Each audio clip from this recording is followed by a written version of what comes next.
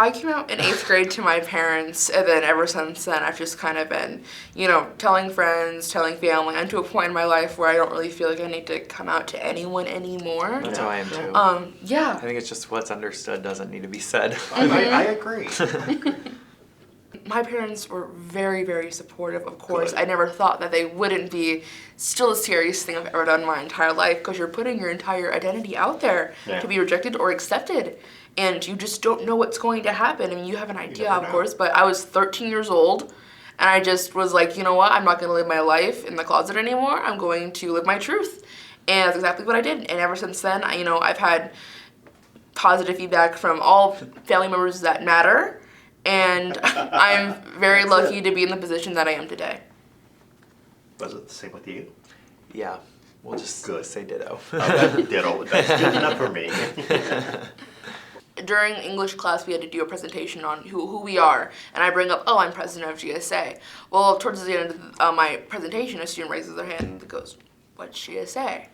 And that was a perfect learning opportunity. I explained that we are a Gender-Sexuality Alliance, and we provide a safe and affirming place for LGBTQ students, questioning students, and allies of those students. You don't have to be a part of the community to join GSA. And that was a perfect learning opportunity for not only that student, but the entire classroom to know this is exactly what we are.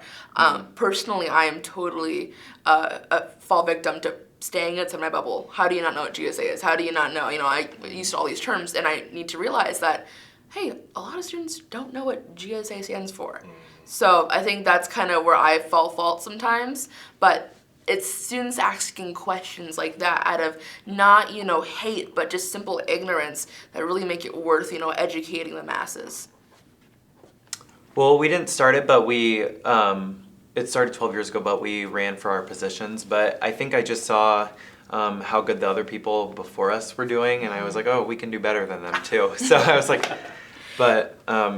just to see the safe space they created and the environment they created, I was like, I would love to be a part of something like that. And so we did that. Yeah, I try to live my life by the motto, if not me, who, if not now, when. Yeah. So seeing that there was an open position coming up, I knew that I could fill that position, and I think I could do a pretty good job at it. So I was president my sophomore year, and I was vice president my sophomore year, president my junior year, and I'll be president going into my senior year.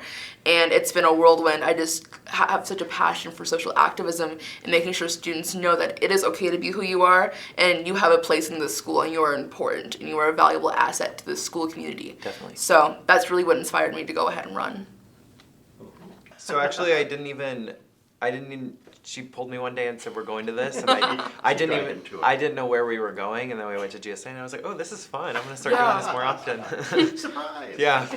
I think I'm definitely social advocate, very politically engaged, very up to date with, things that are happening in our government. And having a social justice club such as GSA, I was like, I know exactly what I'm doing the first Tuesday of my freshman year.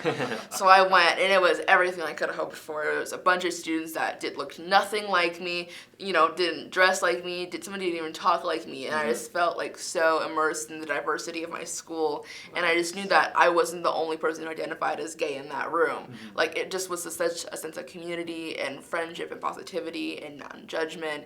And I think that's the biggest reason I wanted to join, was to show myself that I'm not the only one that identifies as myself at the school. The amount of students who came up to me being like, I identify something else, but you can't tell anyone else. Yeah. Just being their confidant. I'm so lucky that we're able to be that in the school. Definitely. But it also makes us nervous, we're seniors this year, what's going to happen after that? So we're happy to be here and do what we can, but it's scary what's going to happen after we leave. I know I'm a little bit scared. Definitely. I say I understand, but I will never truly understand, because my parents were nothing like theirs, so it's hard. It's hard when, sometimes I don't even want to talk to the school counselors. We're viewed as, almost the school counselors to them. Yeah. But we do the best we can. We would do sharing circles, and that's when people would talk about, their home life, and then it'd be more of, it really felt like a safe space when we were all staring at each other. Because it seems like both of you have had mostly positive experiences. Yeah. Yes, thankfully, so thankfully. Mm-hmm. I mean, has there been any stories that surprised you from some of the other students that you feel comfortable? Yes. every meeting I'm like, oh my god, I'm so glad I didn't experience the same thing they did, but yeah. I know a hard. student in our GSA who was a fairly frequent attender, I would often give rides home to, was in foster care. And would constantly just discuss how their birth parents did not accept who they are. And their foster parents don't really understand, but they're not against it. And I was like, wow, it must be such a difficult life to go home and not, have no one understand what you're going through. They don't understand your identity, don't understand what you're going through. So I think that after I would give them a ride home up to GSA, it was always like a debrief. They're able to go ahead and say these words and say these terms, and everyone knows what they're talking about. Like, we know what you're going through, and I think that's just so important. We are a small little family in the East High School. It wasn't all like negative, if that makes sense. Or even LGBTQ related. We were just a little friend group is basically what it felt like. I mean, that's so important. That's so gratifying. I mean, people need that. Yeah. Yes. It's not just, it could be anything. It could be, oh my god, good grade, bad grade, whatever, Yeah, these students who may not have any friends is, we're saying hi to them in the halls. We're making sure they feel that they, feel needed and important. And, it's the best thing is we're not faking it. Like, we really do care. And these students are, really do mean something to us and to our school, so it's really just important for them. And it's important for me and Dominic to make sure that they feel welcomed and embraced. Yeah. I mean, as a whole, I think every year the specific group of people that, are against us gets smaller and smaller, from my point of view, is what it seems like. I mean, that's progress. Yeah, that is progress. Yeah.